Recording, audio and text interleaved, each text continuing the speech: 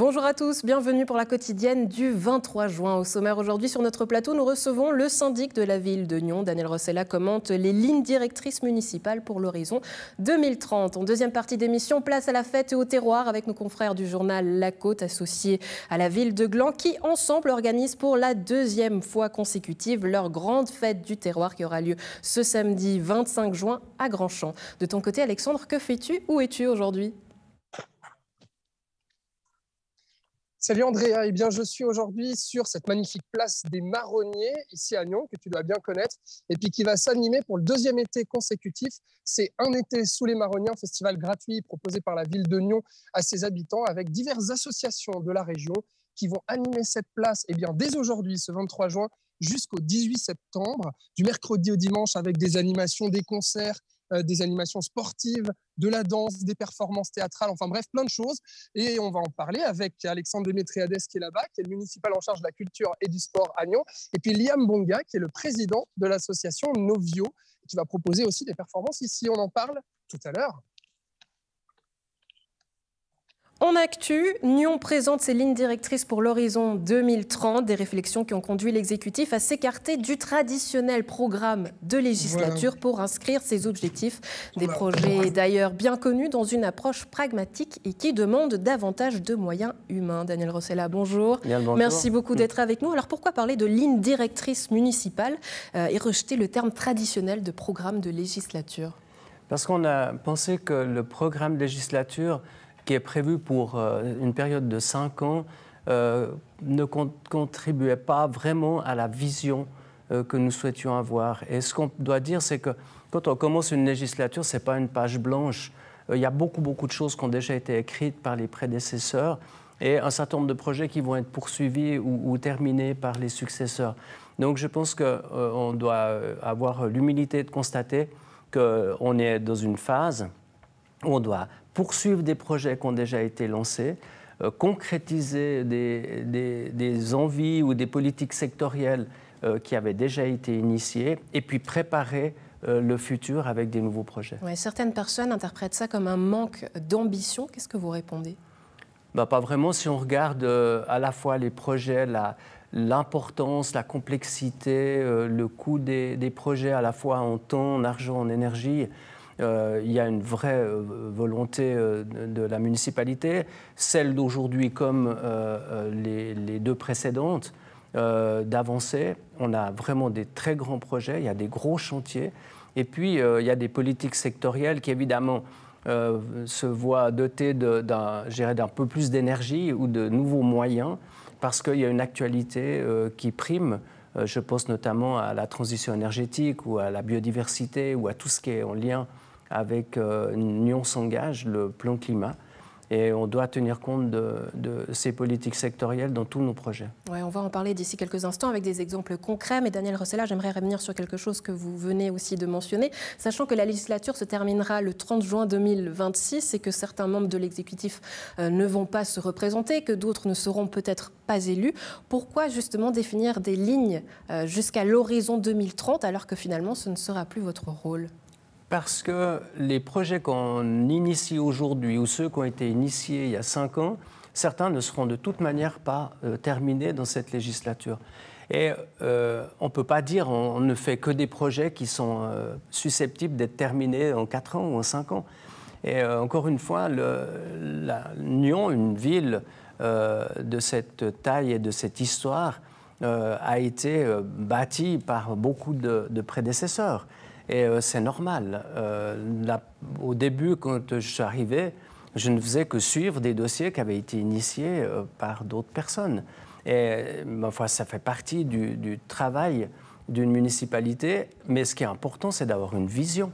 Et pour nous, il faut une vision qui dépasse la durée de la législature, mais une vision au moins sur les 10 à 15 ans à venir, avec qu'est-ce qui pourrait être mis en œuvre d'ici 2030. Alors, c'est des projets cathédrales, comme vous les avez appelés en conférence de presse, avec des objectifs qu'on va voir justement à l'écran. 5 objectifs déclinés en 15 actions qui guideront l'action publique communale durant les années à venir. Alors, on peut citer faire vivre et relier les quartiers, végétaliser et renforcer la biodiversité, valoriser et soutenir le tissu associatif, culturel et social, s'engager pour la transition énergétique ou encore rapprocher autorités, administrations et populations.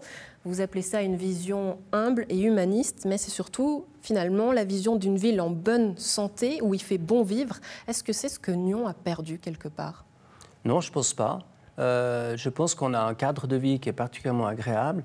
On a la chance, ce n'est pas grâce aux autorités qu'on a un paysage comme celui qu'on a, ni qu'on est au bord du lac, ni qu'on est proche de Genève et à mi-chemin vers Lausanne. Non, il y a beaucoup de choses qui ont été faites depuis bon nombre d'années pour éviter de construire de la banlieue, pour éviter que Nyon soit une cité dortoir. Il y a beaucoup d'éléments qui ont été amenés, des éléments de réflexion par rapport au développement de l'urbanisme de la ville, par rapport à un développement raisonnable, en tenant compte de l'aspect humain. Donc là, moi, je pense qu'on doit continuer dans ce sens-là. On doit travailler pour qu'il y ait plus de nature en ville. À la fois, ça répond à un besoin de convivialité des habitants de la ville, mais aussi à l'urgence climatique.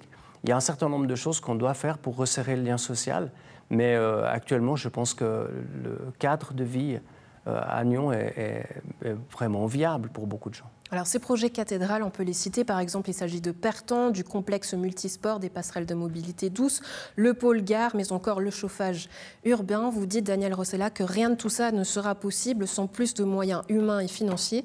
Ça veut dire que quoi? Que Nyon devra augmenter ses impôts, par exemple? Non, je ne pense pas que ce soit nécessaire. Il s'agit d'investissements, des investissements qu'on doit faire aujourd'hui, mais qui vont être utiles pour les 50 prochaines années. Donc, on ne va pas faire payer à la population d'aujourd'hui des investissements qui seront utiles aussi longtemps. On parle de projet cathédrale, pourquoi? Parce qu'on sait que ces projets sont sur un long terme. Si on pense à la gare, ça fait déjà des années qu'on parle de ça. L'Office fédéral des transports a souhaité qu'on ait plus d'ambition, mais parallèlement qu'il fallait retarder le début du projet. Normalement, il aurait dû commencer en 2023. Maintenant, le début, c'est en 2027. Mais on va devoir faire beaucoup de travail entre maintenant et 2027 pour que ça soit possible de modifier tout le pôle de la gare. Pour le parc Pertan, c'est la même chose. Ça fait peut-être 7 ans qu'on a commencé les travaux. Ça peut paraître bizarre, mais c'est un projet d'une rare complexité. Et on va devoir travailler encore plusieurs années avant qu'on soit capable de faire le premier coup de pioche pour ce parc. Ouais, une chose qui m'a surprise, c'est notamment l'aménagement des rives du lac. Ça faisait partie notamment des priorités du programme de législature précédent. Là, il n'est pas mentionné. Est-ce que c'est un projet qui est abandonné? Non, mais qui va aller peut-être un peu moins vite. On a dû faire des priorités. Il y a d'autres projets qui vont avancer. Normalement, je pense à l'amphithéâtre, qu'on a ressorti des cartons. Et maintenant, il y a un vrai projet. Il y a le musée du Léman qui a été arrêté pendant près de 4 ans à cause de procédures judiciaires. Il va continuer son chemin, mais on doit mettre une priorité sur un certain nombre de projets. C'est une évidence qu'on n'a pas suffisamment de ressources humaines pour conduire ces projets. Donc, indépendamment de l'aspect financier, il y a l'aspect des ressources. Il y a le budget de fonctionnement et puis il y a le budget d'investissement. Logiquement, ces ressources qui sont dédiées à des projets de ce type-là devraient être comptabilisées dans les investissements. C'est peut-être un détail, mais qui a son importance par rapport à la manière de gérer les finances communales. Oui, ce manque de ressources humaines, justement, vous en parlez notamment dans ce livret. Vous dites que vous tirez un enseignement aujourd'hui du programme de législature précédent en disant qu'aujourd'hui, ce programme était extrêmement ambitieux. Vous dites également, je le cite, votre administration a été mise sous une énorme pression qui s'est vue amplifiée par les contraintes de la pandémie. C'est malin. Entre les lignes, on a l'impression que vous justifiez encore une fois la crise administrative que vous traversez. On ne la justifie pas, on tire les enseignements. Il y a quelque chose à apprendre. Dans toutes les situations difficiles, il y a toujours quelque chose à apprendre.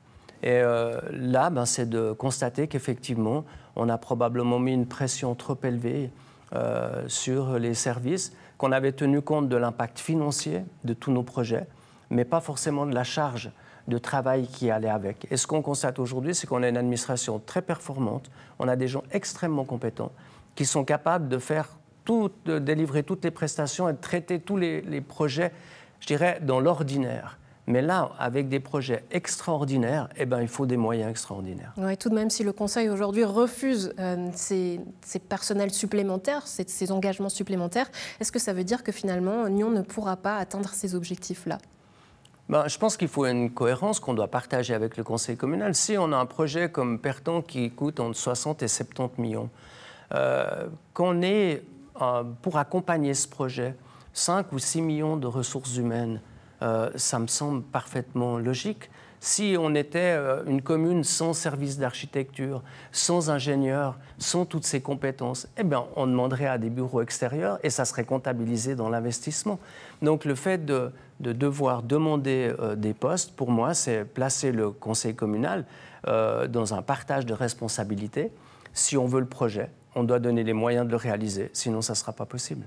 Daniel Rossella, syndic de la ville de Nyon, merci beaucoup d'avoir été avec nous. On retourne sur une place que vous connaissez bien, c'est bien sûr les Marronniers. Vous y serez cet été ? Oui, certainement, c'est un très bel endroit. Ouais. Alors Alexandre, on découvre le programme en ta compagnie, dis-nous tout. Oui, et donc du coup, je suis avec Alexandre Démétriades, municipal en charge de la culture et du sport à Nyon. Alors, Alexandre, on va rappeler juste un petit historique. C'est vrai que ranimer cette place des Marronniers en proposant des animations culturelles et sportives, ça date de 2018. C'était un postulat de votre part quand vous étiez encore conseiller communal. Aujourd'hui, vous êtes municipal et vous appliquez justement cette décision-là. Quelle est-elle justement ? C'était quoi l'idée derrière cette volonté de proposer un festival aux Marronniers ? Alors, à la base, il y avait à l'époque l'association des Marronniers qui organisait des concerts le dimanche. Ça avait un énorme succès. Il y avait eu aussi la fête de la musique qui avait commencé à avoir une scène. C'était des samedis soirs sur cette place. Ça avait aussi un énorme succès. Et puis, en plus de ça, il y avait la volonté de justement redonner vie à ce lieu qui est une des places emblématiques de la ville et je pense une des plus belles places qui se trouve au bord du Léman. Donc c'était vraiment l'idée de redonner vie à ce lieu. Ouais, c'est vrai que la vue est pas mal. Hein. La vue est pas mal, c'est redonner vie à ce lieu et puis aussi donner de la visibilité aux associations lyonnaises qui pouvaient, à mon sens, investir ce lieu. Et je pense qu'on va prouver là, cet été, que ça marche. Oui, alors justement, prouver que ça marche, c'est votre objectif puisque c'est un projet test, en fait, cet été sous les Marronniers. Donc, des animations du mercredi au dimanche du 23 juin. Donc, ça débute aujourd'hui et ça se termine le 18 septembre, je le rappelle. Et donc, un projet test, je le disais, puisque ça va se jouer sur 2 ans. Et ensuite, la ville de Nyon va tirer un bilan pour savoir si ça marche ou pas. Comment ça se fait que ce soit un test ? Exactement. Alors, il y a eu un petit pré-test l'année passée parce qu'à la sortie du Covid, la municipalité a vraiment eu la volonté d'offrir aussi des événements à la population et des occasions à des associations de faire des concerts, par exemple. Il y avait eu un petit festival Temporalis et ensuite un premier été sous les Marronniers. Mais là, on rentre vraiment dans la réponse au postulat que j'avais déposé pour 2 années où on va tester ce dispositif. On a un petit édicule avec un bar, on a une scène, on a une scénographie. Le but, c'est de tester ça pendant 2 années et de voir si le fait que ce soit la ville qui s'occupe de programmer et puis d'inviter les associations à venir jouer, c'est pertinent, ou s'il faut qu'à terme, ce soit une structure associative qui prenne le lead. Mais en tout cas, ce qui est très important pour nous, c'est que ça reste des activités très diverses, accessibles à tous les publics, à tous les âges, à toutes les conditions sociales également. Alors, et que ça soit gratuit. Le test, c'est aussi de voir s'il n'y aura pas de plainte du voisinage. Oui, mais a priori, on c'est ce qui a fait beaucoup parler au conseil communal, justement. Tout à fait, mais en fait, on a fait une programmation qui termine à 22h, donc c'est tout à fait modéré pour l'été. Et puis, ce qu'il faut savoir aussi, c'est que quand il n'y a pas d'animation sur la place des Marronniers, il y a beaucoup de jeunes qui viennent fréquenter cet endroit.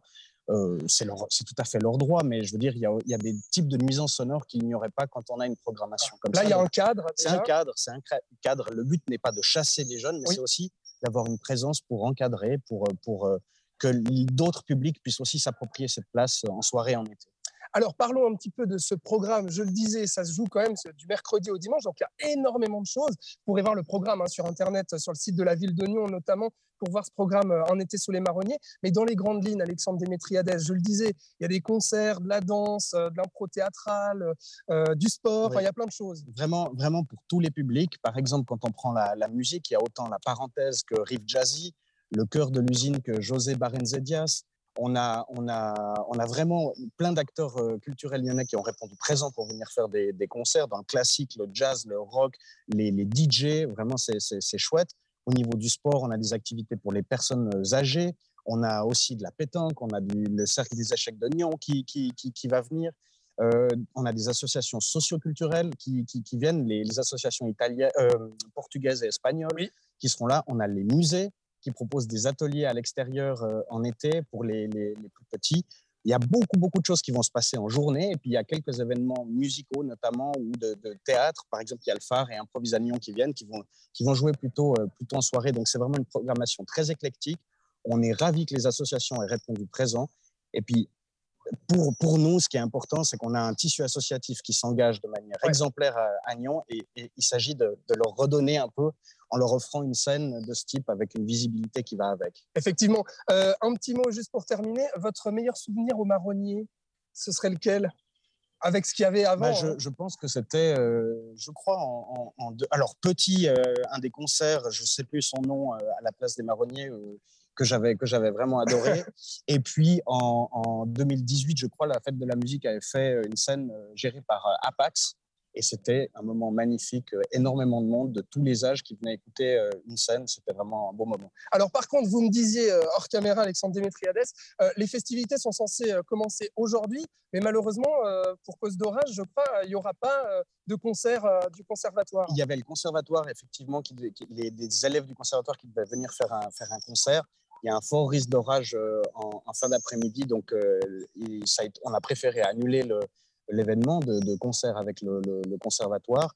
Mais l'idée, c'est si on peut, déplacer l'événement. Notre programmation permet de déplacer une annulation éventuelle. Bon, bah alors, on vous souhaite du beau temps tout l'été, puis plein d'animations au Marronnier.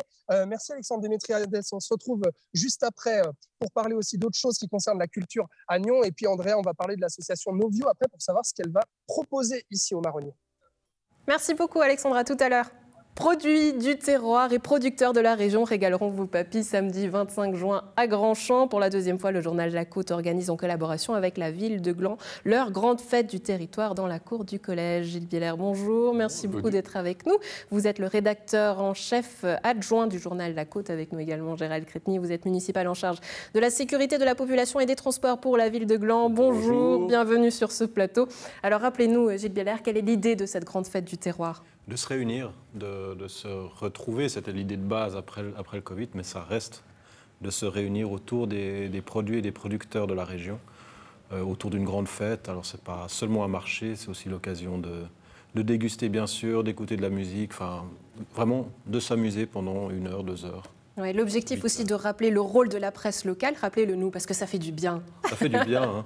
C'est la proximité, le rôle de la presse locale, c'est de raconter une région, c'est de la faire goûter au quotidien au travers de nos mots, que ce soit de la nourriture, mais aussi des histoires, ce qui s'y passe, plus ou moins marrant, plus ou moins sérieux, plus ou moins dramatique parfois, mais en tout cas de donner à voir et à lire sur toutes les histoires qui se passent dans la région. Et là, en l'occurrence, on va faire goûter à nos lecteurs des tonnes de bonnes choses qui se produisent. Ouais, on se réjouit déjà, on a faim en tout cas.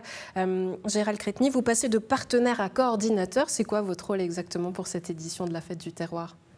Alors, le rôle de la ville de Gland, c'est un vrai partenariat qu'on a avec la Côte, étant donné que chacun arrive avec sa partie. Hein. On a parlé de la presse concernant la Côte, on peut parler aussi de la mise à disposition des lieux et de la volonté, surtout municipale, de pouvoir répondre à une population qui est de plus en plus attirée par les notions du terroir, par ses plaisirs de la terre. Alors c'est une ville, mais enfin il reste encore un petit peu de terre autour d'elle, et puis il y a surtout une région qui est magnifique à ce niveau. On va créer du lien social, on sait que c'est aussi quelque chose qui vous tient à cœur à Gland, qui dit nouvelle saison, dit aussi nouveauté, Gilles Bieler, pour cette édition, j'imagine. Alors déjà, la grande nouveauté, c'est qu'on va pouvoir manger et boire sur place. L'année dernière, c'était un peu plus compliqué. L'autre nouveauté, c'est qu'il y a 10 producteurs en plus que l'année dernière, une dizaine de producteurs en plus que l'année dernière. Et d'autres, des nouvelles choses à voir. Alors après, on a des animations sur place aussi, c'est des choses qu'on ne pouvait pas faire l'année dernière. Et puis, il va faire beau. Ouais, c'est pas une nouveauté par rapport à l'année dernière, mais il va faire plus frais. Ouais, on a parlé de canicule tout au long de cette semaine, donc c'est vrai qu'il fait beau, mais un peu plus frais. Gilles Bieler, pour vous embêter un petit peu, on parle beaucoup dernièrement d'écologie, de circuits courts, c'est aussi des choses que vous mettez en avant dans cette édition-là. Mais est-ce qu'il n'y a pas un petit côté moralisateur où on dit aux gens ce qu'il faut consommer ou non? Surtout pas, on les invite, on leur dit venez voir. C'est certainement pas le rôle d'un journal ou d'un média comme La Côte de donner des leçons. Chacun est libre d'aller où il veut, faire ce qu'il veut, manger ce qu'il veut. C'est pas notre rôle de leur dire. Par contre, on leur ouvre les portes et puis venez. Ouais, vous êtes tous invités, ça se fait dans la joie et la bonne humeur. Gérald Crespigny, alors on voit le programme qui commence dès 9h jusqu'à 16h30 avec des concerts aussi, des acteurs locaux, le Carabouquin notamment qu'on connaît bien à Gland. Est-ce que vous vous réjouissez de goûter? J'aimerais connaître un petit peu vos goûts personnels. J'adore les sirops.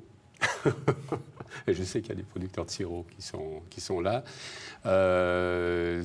Et puis finalement, enfin, moi, je suis vraiment omnivore. C'est-à-dire que tout m'intéresse dans le cadre du goût. Et je me réjouis de beaucoup de choses dans cette fête. Mais je crois que l'important, c'est effectivement, comme vous le dites, c'est de venir goûter. Je crois que l'essayer, il n'y a rien de mieux que d'essayer de l'adopter. Donc ça vaut la peine de le faire. Ouais, Gland avait aussi envie d'avoir son festival à lui, est-ce qu'on peut le dire? Je ne sais pas si on peut le résumer à ça. Je dirais simplement que, encore une fois, alors, tant au niveau de l'approche de la population qui a quand même ce type d'envie, hein, on l'a vu aussi avec le succès, par exemple, du pop-up shop, qui avait aussi ses produits en son sein, donc on voit que c'est un succès. Je crois aussi que finalement, au niveau de la fête, on a multiplié les fêtes à Gland depuis quelques années pour aussi pouvoir permettre aux gens de sortir à Gland sans forcément aller regarder ailleurs, mais déjà à Gland, chez eux. Et je pense que la population nous le rend bien aujourd'hui. Ils sont présents. Gilles Bieler, si on veut manger, ok, mais si on veut se dépenser un petit peu et faire peut-être partie des bénévoles, est-ce qu'on peut encore ? Alors, on ne dit jamais non à un peu d'aide. Après, les plannings ont été faits ce matin. Donc, pour des bénévoles qui se posent des questions sur leur planning, il va arriver tout soudain, mais on n'est jamais contre un peu d'aide. J'aimerais juste dire un truc. Allez-y. On offre l'apéro, on fait un verre de l'amitié bien à la vaudoise à partir de 11h30. Alors, avec du chasselas, mais pas que, rassurez-moi. Non, pas que. Ah, ça va, un vrai apéro. Il y aura du jus de pomme aussi. Non, mais l'idée, c'est vraiment de partager un moment avec nos lecteurs pour la ville, avec la population. Et de discuter du bout de gras avec ou sans viande. C'est pour la petite pique, avec ou sans chasselas, avec ou sans chasselas, avec ou sans viande. Gilles Bieler, Gérald Crespigny, merci beaucoup d'avoir été avec nous. Excellente journée à vous, à très bientôt. À bientôt. Merci beaucoup. Rendez-vous le 25 juin. Et pour l'instant, on retourne à Nyon avec un été sous les marronniers. Et toi, Alexandre ? Oui, Andrea. Donc, je suis accompagné de Liam Bonga, qui est le président de l'association Novio. Bonjour, Liam. Bonjour. Alors, Liam, j'aimerais savoir ce que ça représente pour une association nyonnaise comme la vôtre, d'avoir l'occasion, justement, de performer ici au Marronnier. Alors, franchement, c'est assez énorme. Comme vous voyez, c'est une scène magnifique dans un cadre magique. On nous fournit un budget aussi, des ingénieurs son, donc on nous donne tout ce qu'il faut pour organiser ça de la manière la plus facile possible. Ouais. Et puis aussi, c'est une période de l'année où c'est facile de ramener des gens, de faire une grosse fête. Nous, ça nous permet de faire une collecte de fonds un petit peu. On va pouvoir vendre des boissons, de la nourriture. Donc, c'est à notre bénéfice, bien sûr. Ouais. Et puis, voilà, c'est un pur plaisir de pouvoir faire une fête à l'endroit où nous, jeunes de Nyon, on a l'habitude de traîner. Ouais. On se réjouit. C'est vrai, ça évoque quoi pour vous, les marronniers? Alors, pour nous, les marronniers, c'est vrai que dans notre association, c'est des gens d'une vingtaine d'années, généralement. Et puis, c'est ici qu'on traîne depuis déjà longtemps, tous les après-midi où il fait beau. Donc, pour nous, c'est l'endroit parfait pour organiser une fête, mettre de la musique. Donc c'est ça, en fait, c'est l'occasion justement d'y aller. Alors vous qui allez souvent sur cette place et de proposer des choses. Rappelons un peu, l'association Novio, qu'est-ce que c'est? Qu'est-ce que vous proposez? Alors l'association Novio, c'est quelque chose qu'on a créé il y a un peu plus d'un an. Ouais. C'est une association culturelle, donc on va essayer de faire de la promotion culturelle de quelconque manière. Autant on a réalisé des projets comme par exemple une mini-série, des live sessions, autant pour des amateurs, professionnels, étudiants. Et puis, on a des projets aussi qu'on réalise des événements. Donc, on a fait un petit festival avec des performances, concerts, expositions d'art. Donc, c'est très varié. Je crois que le but de cette association, c'est de promouvoir l'art en général, en Suisse romande et particulièrement à Nyon. Exactement. Et puis l'association est formée d'artistes, soit étudiants, professionnels ou autres, qui fait qu'à chaque fois qu'on a un projet à réaliser, tout le monde a les connaissances pour mettre la main à la pâte. Donc, par exemple, si on a un concert, on aura des ingénieurs son qui font partie de la SOS qui vont faire le son, des gens en art visuel qui s'occuperont de décorer la scène. Et voilà, ouais. Voilà. Bon, alors les dates pour voir justement ce que vous allez proposer, Novio, ici au Marronnier, vous les savez par cœur ou pas? Oui, c'est on a surtout le 17 septembre, notre gros événement, on va avoir... c'est le soir de clôture en fait. Le soir de clôture. On a eu la chance d'avoir le soir d'ouverture avec la fête de la musique, où on s'occupait de cette scène aussi. Le soir de clôture, donc le 17 septembre, on va avoir 3 concerts. Les 2 premiers sont déjà confirmés, on va avoir le trio à Pierangelo Crescenzo. C'est 3 musiciens très très réputés dans le monde du jazz en Suisse romande. On a beaucoup de chance qu'ils viennent pour nous. Et ensuite, un groupe qui s'appelle Sahel. Et là, c'est un chanteur-rappeur originaire de Bretagne. Et il va venir avec uniquement des étudiants de la Haute École de musique de Lausanne et qui vont nous faire une performance magique aussi. Et le 3e groupe, on attend encore de le révéler. Ah, d'accord. To be confirmed. Ouais. Ok, très bien. Bon, l'association Novio avec des concerts, du coup, le 17 septembre, ici au Marronnier. Liam, merci beaucoup. Merci à toi. Et puis, je profite, je vous prends juste le micro. Merci beaucoup. Je profite, Andrea, que je suis toujours avec Alexandre Démétriades, municipal en charge de la culture et des sports à la ville de Nyon, pour parler un tout petit peu brièvement, puisqu'on parle de culture ici, parler bien, du prochain rapport préavis qui sera déposé devant le conseil communal de Nyon ce lundi 27 juin, qui concerne un postulat qui s'appelle balade art en pleine rue, c'est ça? Dans l'espace public. Dans l'espace public. Merci beaucoup. J'arrive pas à retenir, c'est la mémoire, c'est ça. De quoi il s'agit? Je vais retrouver mes mots. En fait, la ville de Nyon, depuis un certain nombre d'années, en particulier depuis 2015, mais déjà avant, intègre de l'art dans l'espace public de la ville de Nyon, en particulier quand il y a des projets de construction. En cours, par exemple, il y a pour Colovray, le complexe sportif, on va intégrer une œuvre. Il y a l'école du centre-ville, il y a des concours qui se font pour intégrer de l'œuvre d'art. Face à ça, il y a une conseillère communale, Véronique Bourki, qui a dit qu'elle voulait, de la même manière qu'il a été fait pour les balades nature en ville, faire une balade sur l'art dans l'espace public pour valoriser cet art qui est intégré dans l'espace public. Ce à quoi la municipalité a répondu que c'était une très bonne idée. On répond que c'est une très bonne idée. Et ce qu'on propose, c'est un parcours unique qui intègre 17 œuvres qu'à l'heure actuelle, on a pressenti, avec une balade qui dure entre 1h30 et 2h30.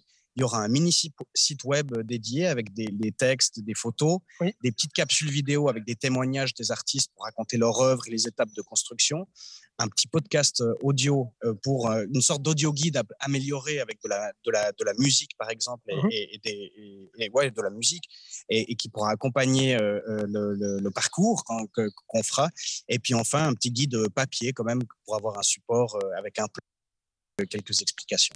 Eh ben, très bien. Et donc, du coup, la municipalité demande au conseil communal de libérer un crédit de 85 000 francs. Exactement. On a pensé que si on faisait ce projet, il fallait le faire vraiment bien, avec de la production de bon contenu, parce qu'il sera amené à durer. Et donc, les différents éléments que j'ai cités là, qui permettront vraiment de bien mettre en valeur l'art qu'il y a dans l'espace public à Nyon, dans une optique de médiation culturelle aussi, parce que c'est important.